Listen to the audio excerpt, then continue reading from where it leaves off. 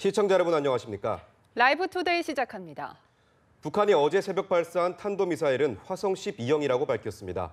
김정은이 미사일 발사를 직접 참관했다고 전했는데요. 네, 통일부에 나가 있는 취재기자 연결해서 자세한 소식 알아보겠습니다. 김혜영 기자. 네, 북한이 조선중앙방송을 통해 김정은이 훈련을 지도했으며 어제 발사한 탄도미사일이 화성 12형이라고 밝혔습니다. 훈련에는 유사시 태평양 미제기지를 타격하는 전략군 화성포병 부대들과 중장거리 탄도로켓 화성 12형이 동원됐다고 보도했습니다. 이에 따라 어제 북태평양상에 낙하한 미사일은 중장거리 탄도미사일 화성 12형인 것으로 확인됐습니다. 북한은 지난 9일에도 이 화성 12형을 이용해 괌 포위 사격안을 검토하고 있다고 위협한 바 있습니다. 실제 화성 12형을 발사한 것은 일본에는 직접 타격 능력을, 미국에는 괌 포위 사격 능력을 각각 과시하려 한 것으로 해석됩니다. 실제 조선중앙방송이 전한 김정은의 주요 발언들도 이 같은 해석에 힘을 싣고 있습니다. 김정은은 이번 훈련이 태평양 군사작전의 첫걸음이자 괌도를 견제하기 위한 의미심장한 전주곡이라고 말했습니다. 그러면서 앞으로 태평양을 목표로 탄도로켓 발사 훈련을 많이 해 전략무력의 전력화, 실전화, 현대화를 다그쳐야 한다고 했습니다. 김정은은 또 미국이 자신들의 경고에 호전적인 침략전쟁 연습으로 대답했다고 주장했습니다. 이번 훈련이 을지 프리덤 가디언 합동 군사연습에 대한 단호한 대응 조치의 서막일 따름이라고 위협했습니다. 미국과는 점잖게 말로 해서는 안 되며 행동으로 보여줘야 한다는 것이 이번에 또 한 번 찾게 되는 교훈이라고 했습니다. 미국의 언동을 계속 주시할 것이라며 그에 따라 차후 행동을 결심할 것이라고 강조했습니다. 조선중앙통신은 이번 훈련이 중장거리 탄도로켓의 실전 운영 능력을 확정하기 위해서 기동과 타격을 배합해 진행됐다고 전했습니다. 아울러 김정은이 미사일 발사 계획과 비행 궤도, 목표 수역 등을 구체적으로 이해하고 발사 명령을 직접 하달했다고 밝혔습니다. 또 미사일이 일본 홋카이도 상공을 가로질러서 북태평양 해상에 설정된 목표 수역을 명중 타격했다고 주장했습니다. 지금까지 통일부에서 전해드렸습니다. 네, 북한이 탄도미사일을 고각 발사해온 패턴에서 벗어나 어제는 정상 각도로 발사해 비행 거리를 늘렸습니다. 네, 미사일 실전 배치가 임박했다는 징후라는 분석도 나오고 있습니다. 이봉석 기자입니다. 북한이 평양시 순안 일대에서 쏜 탄도미사일은 최대 550여 킬로미터까지 올라간 뒤 2,700여 킬로미터를 날아가 북태평양 해상에 떨어졌습니다. 전문가들은 미사일 궤적 등을 고려할 때 30에서 45도 사이에 정상 각도로 발사한 것으로 보인다는 분석을 내놨습니다. 북한이 지난 5월 시험 발사한 중장거리 미사일 화성 12형은 고각으로 발사돼 비행거리 780여 킬로미터, 최고고도 약 2,100킬로미터를 기록했습니다. 이번에 발사한 미사일도 화성 12형이라면 비행거리는 약 4배 늘어나고 최고고도는 4분의 1 수준으로 낮아진 겁니다. 장영근 항공대 교수는 중거리 이상의 미사일을 처음 정상 궤적으로 쏜 것이라며 김정은 체제 들어와 사거리가 제일 긴 것 같다고 평가했습니다. 북한은 그동안 주변국들의 안전 등을 고려한 비행거리 단축을 위해 고각 발사 방식을 주로 써왔습니다. 그러나 지난 26일 저각 발사를 한 데 이어 일본 상공을 통과시키는 무리수를 써가며 정상 발사를 고집한 것은 미사일의 실전 배치가 임박했다는 점을 과시야기한 목적이라는 분석이 나옵니다. 아예 저각 발사하거나 정상 고도 발사들이 되고 있어요. 이제는 실험 단계를 넘어서서 이런 무기 체계들이 실질적으로 이제 실전 배치해가지고 무기화할 단계에 임박했다라는 지금 그 인상을 계속 주고 싶어하는 거예요. 다만 미사일의 종류가 아직 확인되지 않았다는 점에서 실전 배치 여부에 대한 분석은 좀 더 신중해야 한다는 지적도 있습니다. 연합뉴스TV 이봉석입니다. 북한이 비행장에서 탄도미사일을 발사한 것은 이번이 처음이라고 국가정보원이 밝혔습니다. 네, 그러나 북한의 미사일 탄도가 대기권 재진입에 성공했는지는 확인되지 않고 있다고 국회에 보고했습니다. 홍재성 기자입니다. 국정원은 북한이 비행장에서 탄도미사일을 발사한 것은 처음 있는 일이라며 상당한 의미를 부여했습니다. 오전 5시 57분경입니다. 평양 순안 비행장에서 발사했습니다. 이 비행장에서 발사한 것은 처음 있는 일입니다. 비행장 발사는 기동성이 높아지고 비용도 절감되기 때문에 김정은 입장에서는 매우 과감한 선택이라고 국정원은 평가했습니다. 그러나 ICBM의 마지막 관문인 대기권 재진입 성공 여부에 대해서는 회의적인 입장을 밝혔습니다. 탄도의 재진입 성공 여부는 아직 확인되지 않고 상세한 재고는 현재 정밀하게 분석 중입니다. 북한이 새벽에 발사한 미사일은 약 2,700km를 날아가 일본을 통과함으로써 일본과 미국을 향해 무력 시위를 한 것으로 분석됐습니다. 타격을 할 수 있는 충분한 자기네들이 과시를 하려고 했다는 것과 더불어 사실은 일본 상공을 통과시킴으로써 일본을 굉장히 자극하는 그런 과감한 도발을 한 거죠. 그러나 괌 포위 사격을 예고하는 행동은 아닌 것이라는 분석도 나왔습니다. 북한은 외교 고립이 심화되고 대외 여건은 나빠지겠지만 추가 도발을 계속할 가능성이 크다고 국정원은 전망했습니다. ICBM급과 SLBM이 충분히 추가 도발의 형태로 나타날 수 있고 이 밖에 북한은 앞으로 미국의 대북 적대시 정책 철회를 촉구하면서 남북 관계는 관망할 것이라고 국정원은 전망했습니다. 연합뉴스TV 홍재성입니다. 북한의 탄도미사일 도발에 우리 군은 전투기 F-15K를 동원한 북한 전쟁지휘부 폭격 훈련으로 즉각 대응했습니다. 네, 실전 배치에 들어간 신형 탄도미사일 비행 시험 영상도 공개했습니다. 이승국 기자입니다.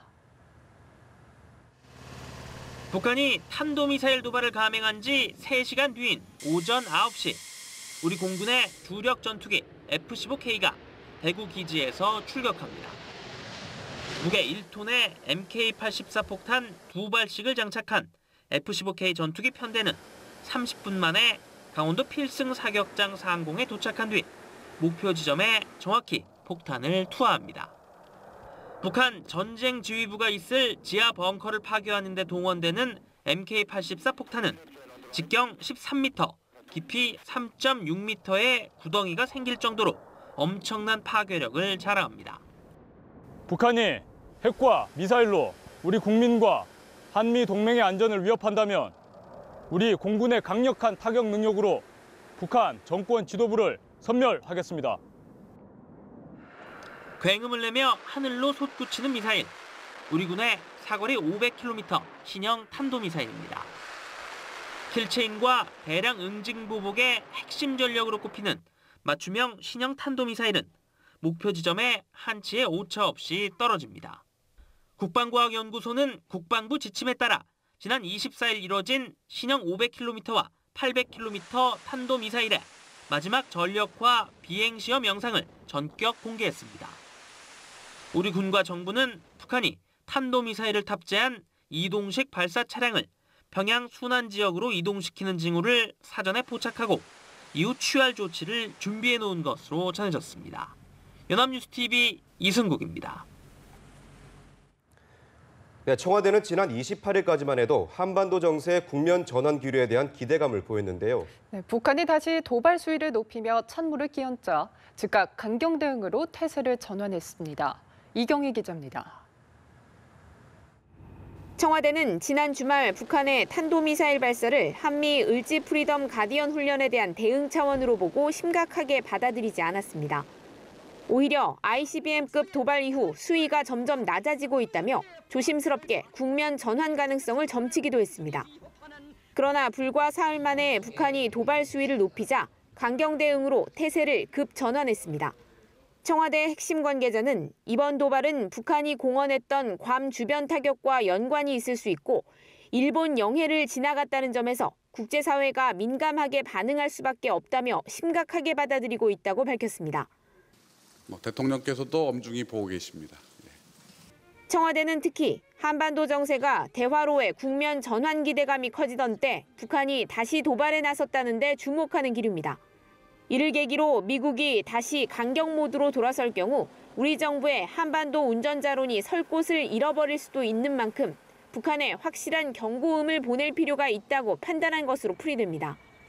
청와대 핵심 관계자는 대화 국면으로 가면 좋겠지만 북한이 그런 상황을 만들지 않는다면 대응 조치를 할 수밖에 없다며 국면 전환 여부는 북한의 태도에 달려 있음을 강조했습니다. 다만 압박의 종착점은 대화라는 정부 기조에는 변함이 없다는 뜻도 분명히 했습니다. 문재인 대통령은 민주평통위원장 임명장 수여식에서 북한의 미사일 도발이 있었지만 그럴수록 남북관계 대전환을 이뤄야 한다며 대화를 위한 노력을 거듭 당부했습니다. 연합뉴스TV 이경입니다. 미국 국방부는 북한이 어제 발사한 물체를 중장거리 탄도미사일 IRBM으로 파악했다고 밝혔습니다.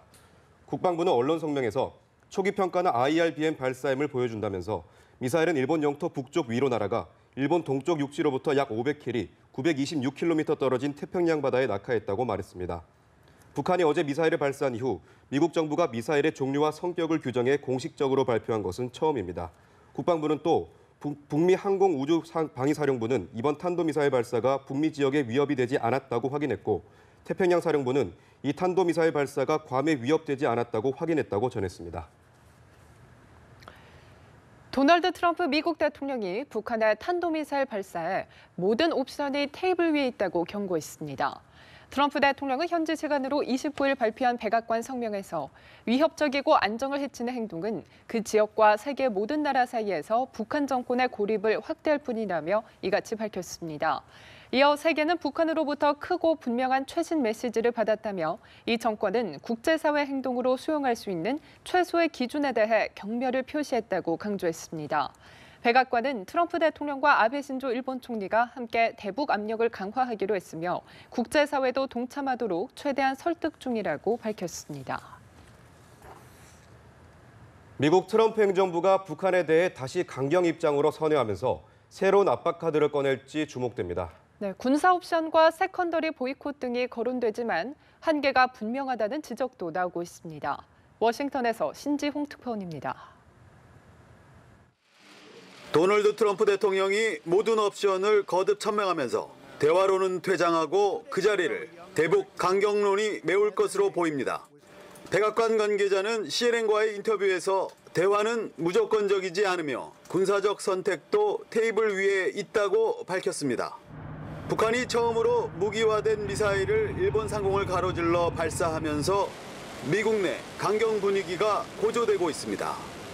대북 강경파인 공화당 린지 그레이엄 상원 의원은 대북 제재가 우리가 바라던 대로 통하지 않고 있음이 명백해졌다며 강력한 대응을 촉구했습니다.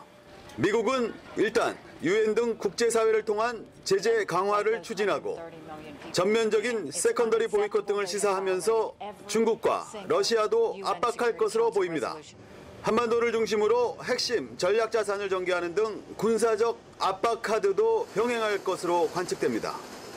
하지만 지난 5일 유엔 안전보장이사회가 대북 추가 제재를 결의하고 중국이 구체적인 실행에 나섰지만 북한은 도발을 멈추지 않고 있습니다. 유엔 안보리가 현지 시간으로 29일 긴급회의를 열었지만 중국과 러시아 등이 결정적 압박 수단인 원유 공급 중단에는 여전히 부정적이어서 제재의 실효성을 높이기도 어려운 상황입니다. 미 국방부가 북한이 쏘아올린 발사체를 중장거리 탄도미사일로 평가하면서도 괌에 위협이 되지 않는다고 밝혀 일각에서는 대화 가능성에 여지를 둔 것 아니냐는 해석도 나옵니다. 워싱턴에서 연합뉴스 신지용입니다. 북한과 미국 간 말폭탄 전쟁 국면을 대화 국면으로 전환했다고 여겼던 중국이 북한의 잇따른 미사일 발사 도발로 난감한 상황에 빠졌습니다. 네, 8월 위기설이 지나는가 했더니 북한이 연달아 미사일 도발을 함으로써 대화 분위기를 조성한 중국의 입지가 좁아졌기 때문입니다. 베이징에서 심재훈 특파원입니다.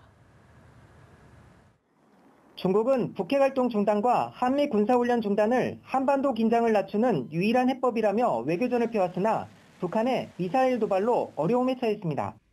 중국은 북한의 이번 탄도미사일 도발이 한미 을지훈련을 겨냥한 것이라는 해석을 하면서도 북한이 유엔 안보리 대북 결의를 또다시 어기자 난감해하고 있습니다. 을지훈련이 참여병력 수준으로 볼 때 예년보다 저강도로 진행되는 상황에서 북한을 설득해 대화의 장으로 끌어내려는 전략이 차질을 빚게 된 것입니다. 베이징 외교가에 따르면 쿵시한유 중국 외교부 부장조리는 6자회담에 중국 측 수석 대표인 한반도 사무 특별대표로 임명되고 나서 한국과 북한 방문을 타진해왔습니다. 그러나 북한이 안보리 결의를 다시 위반한 상황이라 안보리 상임이사국인 중국이 북한에 쿵 부장조리를 보내기는 쉽지 않아 보입니다. 쿵 부장조리가 방북한다고 해도 북한이 다시 도발한다면 중국으로선 입지가 크게 좁아질 수밖에 없습니다. 최근 중국이 안보리 대북 추가 제재 이행 계획을 연이어 발표해 북한의 대중 반감도 커진 상황입니다. 일각에서는 중국이 북한 문제에 대해 견해가 비슷한 러시아와 함께 북한에 대한 낮은 수준의 경고와 함께 대화 유도 노력을 할 것이라는 관측이 나오고 있습니다. 이번 주말 중국에서 열리는 브릭스 정상회의에서 시진핑 주석과 블라디미르 푸틴 러시아 대통령이 만나 대북 해법을 재차 논의할 것으로 보입니다. 중국이 안보리 대북 제재 결의의 틀 내에서 제재 이행의 범위를 확대할 가능성도 제기됩니다. 베이징에서 연합뉴스 신재훈입니다. 미국이 현지 시간으로 29일 오후 유엔 본부에서 열린 안보리 긴급회의에서 북한의 미사일 발사를 규탄하는 성명 채택을 제안했다고 로이터 통신이 보도했습니다. 미국이 제안한 성명은 안보리가 북한의 탄도미사일 발사에 통상적으로 대응해온 언론 성명일 가능성이 큰 것으로 보이며 채택을 위해서는 15개 안보리 이사국의 동의가 필요합니다. 성명 초안에는 북한의 탄도미사일 발사는 무모한 행위일 뿐 아니라 다른 안보리 회원국인 일본에 대한 위협이라면서 북한의 즉각적인 도발 중단을 촉구하는 내용이 담긴 것으로 전해졌습니다. 김정은 북한 노동당 위원장의 부인인 리설주가 올해 초 셋째를 출산한 것으로 확인됐습니다. 국회 정보위원들에 따르면 국가정보원은 어제 국회 정보위 현안 보고에서 리설주가 올해 2월 셋째 아이를 출산한 것으로 보인다고 서면 보고했습니다. 하지만 성별과 이름 등 구체적인 정보는 확인되지 않은 것으로 전해졌습니다.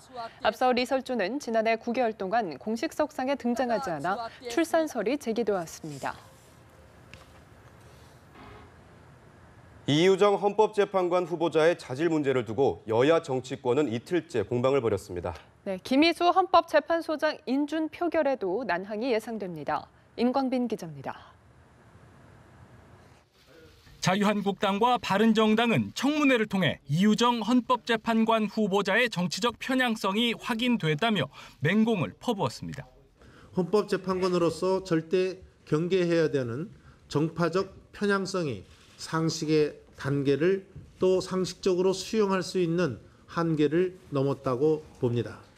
중립적이고 독립적인 헌법수호기관 헌법재판관이 될 자격이 있는 것이 아니라 그냥 고위공직자도 될 자격이 없는 사람을 이렇게 밀어붙이고 있습니다. 국민의당도 이 후보자의 주식 투자와 위장 전입 의혹 등 도덕성을 지적하며 지명 철회를 촉구했습니다. 국민들은 헌법 전문가를 원하는 것이지 주식 투자 전문가인 워렌 버핏을 원하는 것이 아닙니다. 더불어민주당은 자칫 8월 임시국회 마지막 본회의에서 처리하기로 한 김희수 헌법재판소장 후보자의 임명 동의안 표결에까지 불똥이 튈까 우려하고 있습니다. 7개월 넘도록 헌법기관장의 공백 기간을 갖고 있는데 더 이상 연장시키지 말고 김희수 헌법소장 후보자의 본회의 임명 동의안 가결 처리에 야당이 조건 없이 협조해 줄 것을 촉구드립니다. 야당이 김명수 대법원장 후보까지 포함해 사법부 부적격 3종 세트로 규정한 데 대해서는 정치 공세라며 방어막을 치는 데 주력했습니다. 연합뉴스TV 임광빈입니다. 네, 더불어민주당 적폐청산위원회가 국가정보원 대선 개입 사건으로 기소된 원세훈 전 국정원장의 녹취록 일부를 또 공개했습니다. 네, 정치적으로 민감한 내용도 있어서 파기환송심 선고에 어떤 영향을 줄지 주목됩니다. 강은나래 기자입니다. 어떤 사람이 도움이 될지 판단해야 한다. 나라 체제를 부정하는 세력이 때로 덤비니 철저히 대비해라. 야당이 되지도 않는 얘기를 하면 강에 쳐박아야지 왜 가만히 있나. 2009년과 2011, 2012년 원세훈 당시 국정원장이 내부회의에서 한 발언들입니다. 각종 선거를 앞두고 국정원이 나서야 한다고 주장합니다. 민노총과 정교조를 북한보다 싸우기 어려운 내부의 적으로 규정하고 인터넷을 청소한다는 자세로 종북 좌파 세력을 끌어내라며 온라인 심리전도 지시합니다. 원 전 원장의 파기환송심 선고를 앞두고 민주당 적폐청산위가 재판에 쓰인 녹취록과 별도로 입수한 문건 일부를 추가로 공개한 내용입니다. 원 전 원장은 특히 2010년엔 이명박 정부의 4대강 사업 추진을 위해 지역단체를 간접 지원하고 대학 조직을 활용해 협조 세력을 키우라고 한 것으로 돼 있습니다. 반대를 위한 반대를 하는 사람들이다. 그냥 가서 쓸데없이 말하는 놈은 한 대씩 먹여버려라. 진짜 그렇게 끌려다니지 말고 확실하게 해라. 적폐청산위가 주최한 토론회에서 추미애 대표는 촛불 정신은 적폐청산으로 완성된다고 강조했습니다. 적폐를 정말 핀셋처럼 구석구석 잘 짚어내 주셔서 대한민국이 새로운 토대 위에 새로운 집을 지을 수 있는 그런 기틀을 잡아주시기 바랍니다. 민주당이 여론전을 강화하며 9월 정기국회를 적폐청산의 계기로 삼겠다는 의지를 다지는 모습입니다. 연합뉴스TV 강은나래입니다. 원세훈 전 국정원장의 선고를 미루고 재판을 이어가겠다는 계획이 무산됐지만 검찰의 표정은 예상외로 태연합니다. 네, 새로운 증거들을 상당수 확보했다며 자신감을 드러낸 검찰의 향후 수사는 어떻게 전개가 될까요? 구하림 기자입니다. 원세훈 전 원장의 재판을 다시 열지 못한 상황을 맞게 된 뒤에도 검찰 관계자는 댓글 사건 수사에 큰 지장은 없을 것이라고 잘라 말했습니다. 그러면서 수사 역시 계속할 예정이라고 덧붙였습니다. 앞서 검찰은 추가 수사를 통해 원 전 원장과 관련된 새로운 증거를 확보했다고 밝히는 등 이례적으로 자신감을 드러냈습니다. 수사 시작 일주일 만에 압수수색과 관계자 줄소환 등 숨가쁜 행보를 이어오며 사이버 외곽팀장 30명의 행적을 샅샅이 훑고 있습니다. 국정원과의 유기적인 협조 체제도 구축돼 있습니다. 새 정부 출범 이후 국정원은 자체 개혁위원회를 꾸려 민간인 댓글부대 사이버 외곽팀의 존재를 밝혔고 검찰에 관련 자료를 넘겨줬습니다. 여기에 4년 전 이 사건을 수사하다 좌천됐던 윤석열 검사장이 서울중앙지검장을 맡아 재수사를 지휘하고 있습니다. 검찰은 우선 사이버 외곽팀장들의 국정원법 위반 혐의 등을 밝혀낸 뒤 원 전 원장과의 연결고리까지 찾아내 추가 기소 여부를 결정할 전망입니다.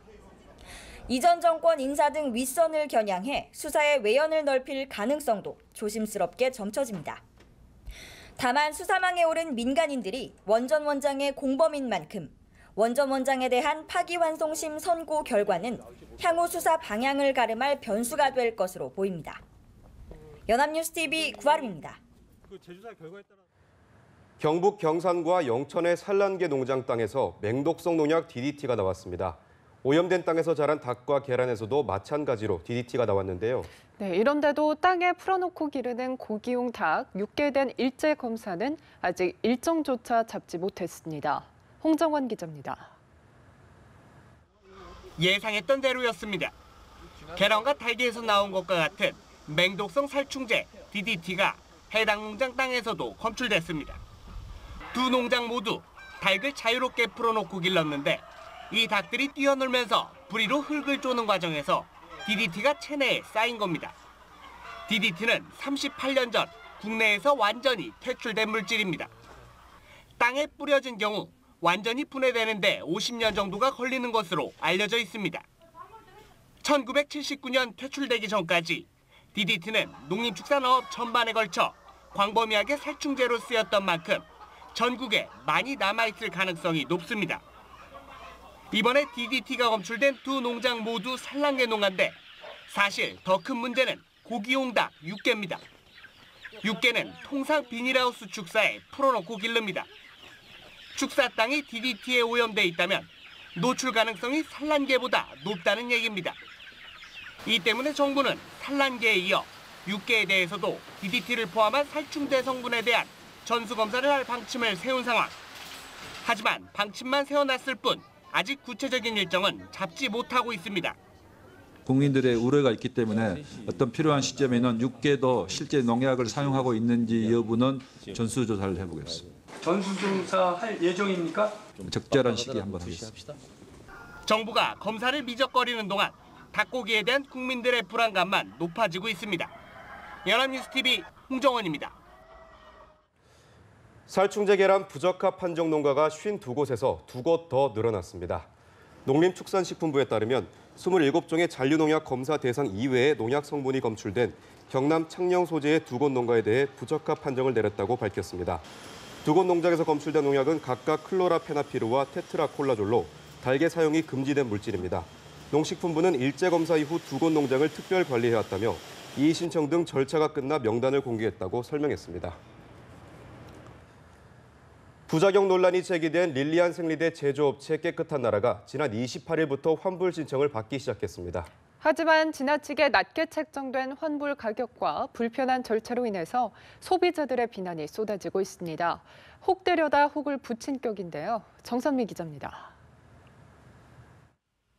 릴리안 홈페이지에 환불 신청 안내글이 올라왔습니다. 부작용 논란이 있는 생리대인 릴리안과 순수한 면 등이 환불 대상입니다. 하지만 불만을 잠재우려던 환불 정책에 오히려 비난이 쏟아지고 있습니다. 그 이유는 우선 환불 가격이 소비자가에 훨씬 못 미치기 때문입니다. 순수한 면 제품의 환불가는 소형 1개당 156원, 중형은 175원, 대형은 200원입니다. 중형 16개들이 한 팩 환불액이 2,800원인 겁니다. 하지만 매장보다 싼 인터넷 가격 기준으로도 가장 싼 제품이 3,300원, 보통 4,500원 선입니다. 회사 측은 환불 단가가 자사 온라인 공식몰 가격 기준이라는데 공식몰에서 해당 제품들은 이미 삭제돼 확인할 길이 없습니다. 그러자 일반 매장 가격보다 훨씬 낮은 환불가에 소비자들이 말이 안 된다며 분통을 터뜨리고 있습니다. 인터넷에는 차라리 버리는 게 낫다는 말까지 나옵니다. 소비자들의 불만은 환불액만이 아닙니다. 회사 측은 반드시 생리대를 박스로 포장해 택배기사가 수령할 때까지 기다리라는 조건까지 내걸었습니다. 치약의 가습기 살균제 성분 함유 논란이자 아모레퍼시픽이 영수증이 없어도 판매처에서 즉시 소비자가를 환불했던 것과 대조적입니다. 심각한 부작용 논란에 이해 못할 환불 정책까지 겹치면서 깨끗한 나라에 대한 소비자들의 분노가 더 커지고 있습니다. 연합뉴스TV 정선미입니다. 일부 요가 매트 제품에서 기준치를 최대 245배 넘는 발암물질이 검출됐습니다. 최근 생리대 등에서도 유해 물질이 나와 논란인데요. 네, 일상생활 속 화학물질에 대한 국민의 불안이 커지고 있습니다. 이준음 기자입니다. 요가를 하는 사람들은 보통 신체를 보호하기 위해 바닥에 전용 매트를 사용합니다. 아무래도 피부에 직접 닿는 제품이다 보니 해로운 물질이 있진 않을까 불안한 소비자들이 많습니다. 요가 매트에서 좀 고무 냄새가 나는 경우가 있거든요. 그런 부분이 좀 찝찝하기도 하고 문제가 생기진 않을까 걱정이 되기도 해요. 한국소비자원이 시중에 판매 중인 요가 매트 30개를 조사했더니 이 가운데 7개에서 실제로 발암물질 등 유해 화학물질이 줄줄이 검출됐습니다. 기준치보다 최대 245배나 많은 제품도 있었습니다. 그나마도 요가 매트에 화학물질을 얼마나 써도 되는지에 대한 안전 기준이 없어 비슷한 제품인 욕실 바닥 매트나 유럽연합 등에서 쓰는 기준을 적용했습니다. 직접적으로 피부가 접촉이 되기 때문에 이런 물질도 접촉으로 인한 노출 경로가 있는 이 물질은 요가 운동 시에 피부로 직접 흡수가 될 수 있는 가능성이 있습니다. 심지어 유해 물질이 기준치보다 220배 넘게 나온 제품을 버젓이 친환경 제품이라며 홍보하는 경우도 있었습니다. 소비자원은 해당 제품을 즉시 수거하고 요가 매트에 대한 안전 기준을 마련해 줄 것을 국가기술표준원에 요청했습니다. 생리대에 이어 요가 매트에서마저 유해 물질이 나오면서 어디서 어떤 화학 물질에 신체가 노출될지 국민 불안감이 커지고 있습니다. 연합뉴스TV 이준음입니다.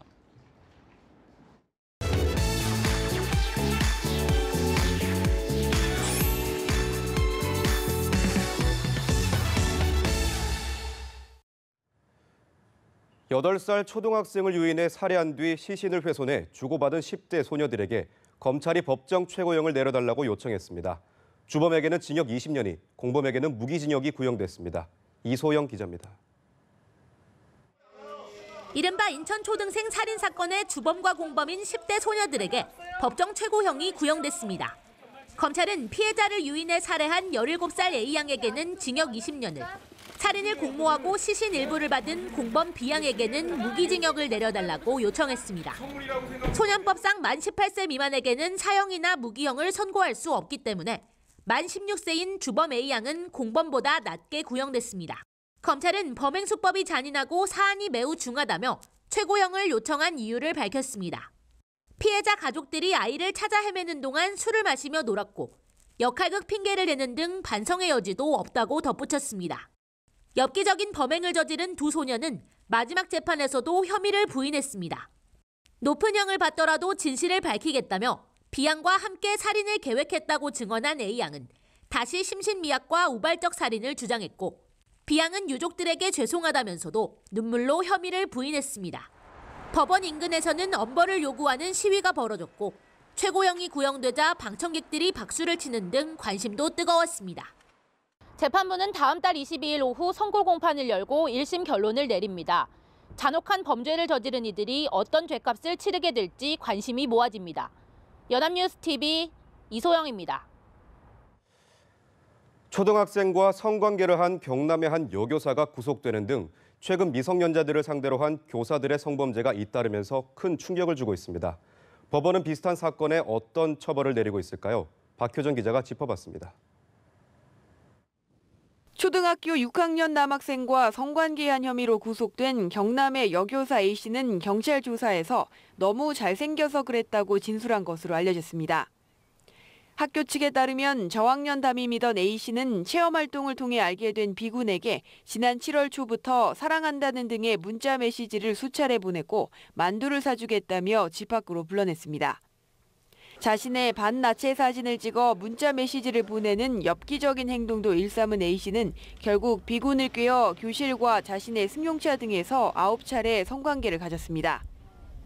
경남도교육청은 비상회의를 열어 성범죄를 저지른 교원은 파면이나 해임해 교단에서 퇴출시키겠다는 방침을 정했습니다.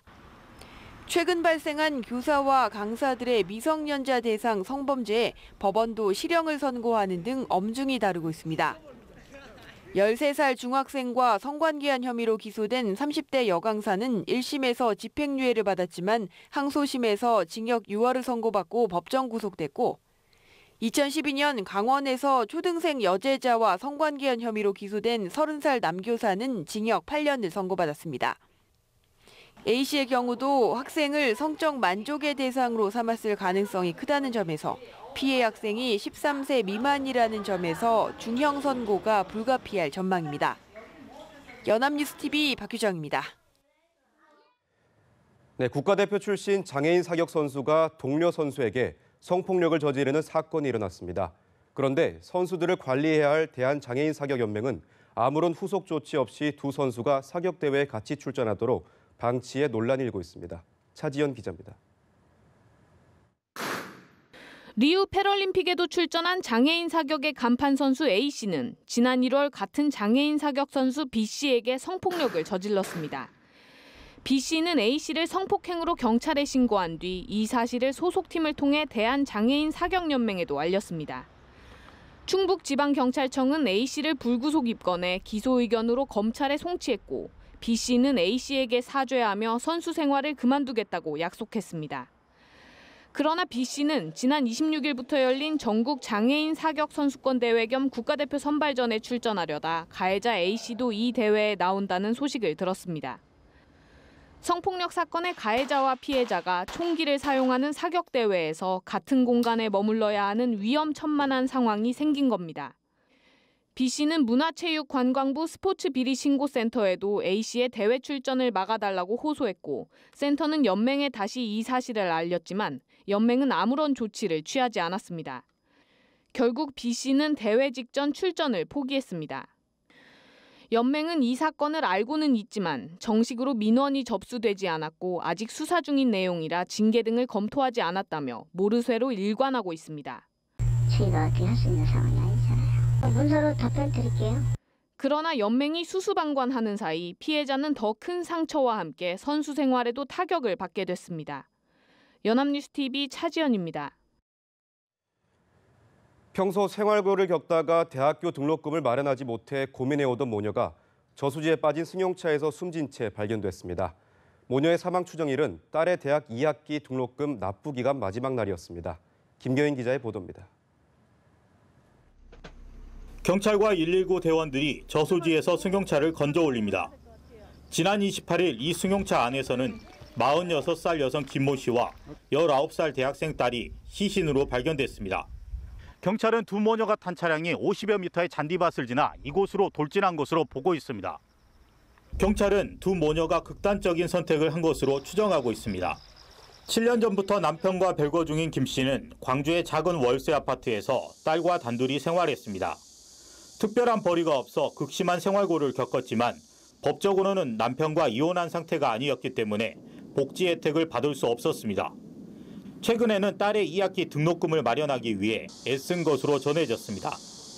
변사자의 딸이 최근에 등록금 문제로 어려움을 겪은 사실은 있습니다. 그런데 변사자의 모나 가족들이 경제적인 어려움을 겪은 부분이 많은 것 같습니다. 딸의 2학기 등록금 납부 마감일은 지난 25일로 사망 추정일과 일치합니다. 광주의 한 사립대에 다니는 딸의 등록금은 340만 원. 이 학교의 등록금은 한 학기당 300만 원에서 500만 원 사이로 부담이 가는 금액입니다. 등록금도 비싸고 책값도 비싸서 그거 돈 내려고 저녁 시간에 공부해야 되는데 그때 알바하고 있으니까 시간 많이 뺏겨요. 두 모녀를 극단적인 상황으로 내몬 복지 사각과 비싼 등록금. 더는 이런 비극적인 선택이 나오는 것을 막기 위해서라도 정부 당국이 이 문제 해결을 위한 해법을 서둘러 내놓아야 할 것 같습니다. 연합뉴스TV 김경인입니다. 갤럭시 노트 7에 이어 갤럭시 S7에서도 폭발 의심 신고가 나오고 있습니다. 갤럭시 S7은 노트 7 리콜 당시 삼성이 대용으로 교환해준 모델인데요. 신고자는 정확한 원인 규명을 위해서 정부기관에 검사를 의뢰했습니다. 한지 기자의 단독 보도입니다. 형체를 알아보기 힘들 정도로 부서진 스마트폰, 삼성전자의 갤럭시 S7입니다. 신고자에 따르면 충전기에 꽂아놓은 스마트폰이 폭발한 건 지난 14일 새벽 3시경. 까맣게 그을려 깨진 본체가 폭발의 위력을 짐작케 합니다. 사람이 없었다면 불이 날 수 있는 상황이어가지고 굉장히 놀랬고 지금까지도 일단은 밤에 충전은 못 시키고 자고 있고요.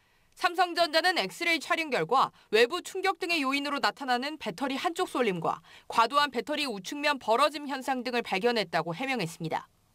그러나 이는 사고 신고를 접수한 날 서비스 센터 수리기사에게 들은 설명과는 다르다는 것이 변 씨의 주장입니다. 외부에서 충격이 가해진 것 같지는 않다고 말씀하셨었어요. 그래서 2일 정도 지나고 나서 최신 폰 교체하고 60만 원을 얘기를 하셨다고. 변 씨는 정확한 원인 규명을 위해 산업통상자원부 국가기술표준원에 정밀 분석을 의뢰했습니다. 국표원은 검사에 약 한 달가량이 걸릴 것으로 예상했습니다. 앞서 지난 7일에도 포항의 한 가정집에서 충전 도중 갤럭시 S7이 폭발해 화재가 났다는 신고가 접수됐습니다. 저희 쪽으로 책임을 전가를 시키더라고요. 저를 진상 취급하면서 그렇게 하는데.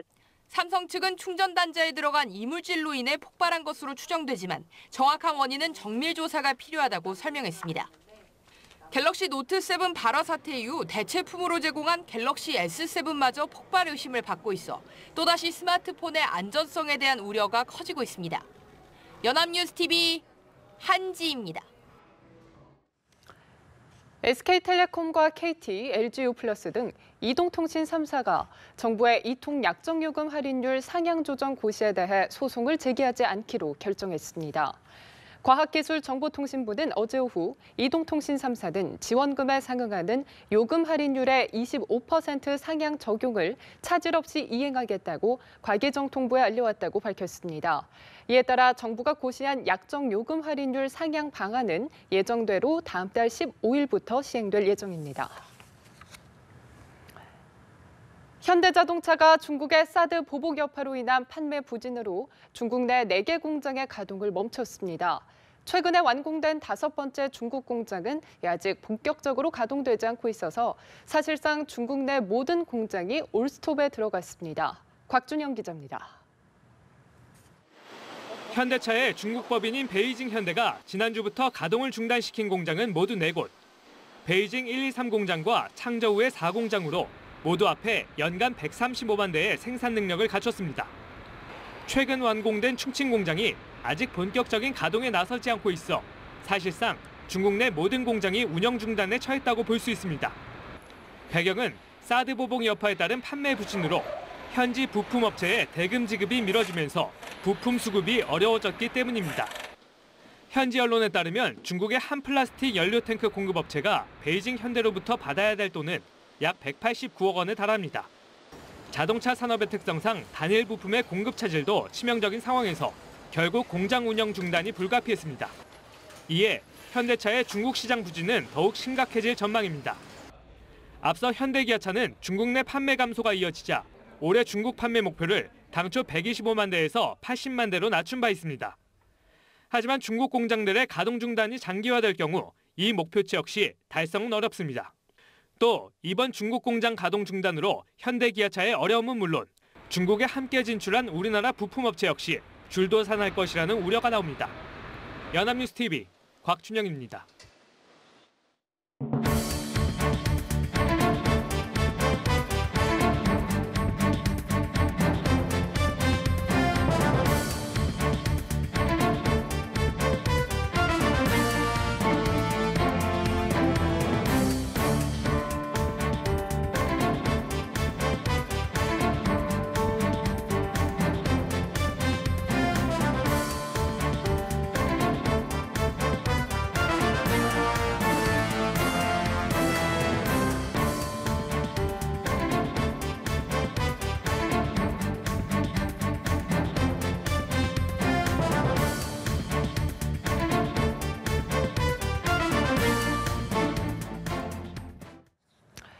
오늘의 주 일정을 미리 알아보는 AM/PM 시간입니다.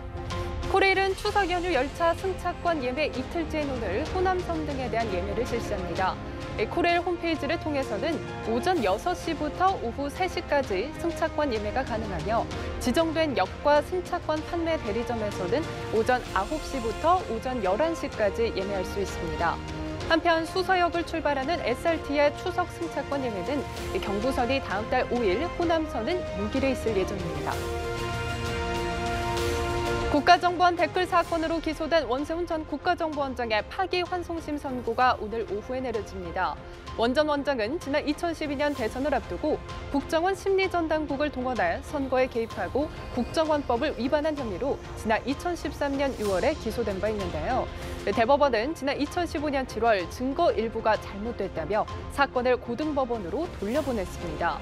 원 전 원장은 1심에서 집행유예, 2심에서는 징역 3년을 선고받고 법정 구속됐습니다. 검찰은 원 전 원장에 대해서 징역 4년을 구형한 상태입니다. 문재인 대통령은 교육부와 문화체육관광부, 농림축산식품부, 해양수산부로부터 취임 후 첫 업무보고를 받습니다. 농식품부 업무보고에서는 살충제 계란 파동 등에 따른 축산 선진화 방안과 쌀값 대책 등이, 문체부 업무보고에서는 공영방송 정상화 방안 등이 논의될 전망입니다.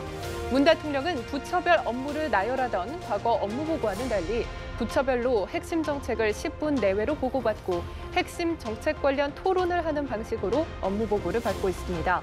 오늘 주목할 일정은 여기까지입니다. 지금까지 보도국 AM/PM이었습니다. 네, 아침 공기가 서늘하다 못해 쌀쌀해졌습니다. 오늘은 한낮에도 전국이 25도 안팎에 머물며 선선하겠는데요. 자세한 날씨는 기상캐스터 연결해 알아보겠습니다. 김지은 캐스터. 네, 아침 공기가 많이 서늘하죠. 지금은 약간씩 기온이 오르기 시작은 했는데 보시는 것처럼 하늘에 구름이 많아서 속도가 더딥니다. 오늘 한낮에도 서울은 25도, 전주는 22도, 대구는 25도에 머물면서 특히 남부지방 기온이 어제보다 5에서 최고 7도가량이나 크게 떨어지겠습니다. 옷차림에 유의하셔야겠습니다. 그 밖의 지역도 기온을 자세히 보시면 철원이 24도, 대전이 22도, 광주가 25도에 그치겠습니다. 내일부터는 낮 기온이 크게 올라서 다시 평년 수준을 되찾겠는데요. 아침 기온의 경우는 서울 기준으로 이번 주 토요일까지는 예년보다 낮겠습니다. 그만큼 일교차는 더 커지겠죠. 당분간 낮에는 조금 덥더라도 따뜻하게 입으시는 편이 건강에 좋겠습니다. 현재 다소 흐린 하늘 보이고 있습니다만 오후에는 전국적으로 구름이 걷히면서 맑아지겠고요. 자외선이 강하겠습니다. 내일부터는 더 맑아져 주말까지 쾌청한 가을 하늘을 만끽할 수 있겠습니다. 지금까지 날씨 전해드렸습니다. 이상으로 라이브 투데이 마칩니다. 함께해 주신 여러분 고맙습니다.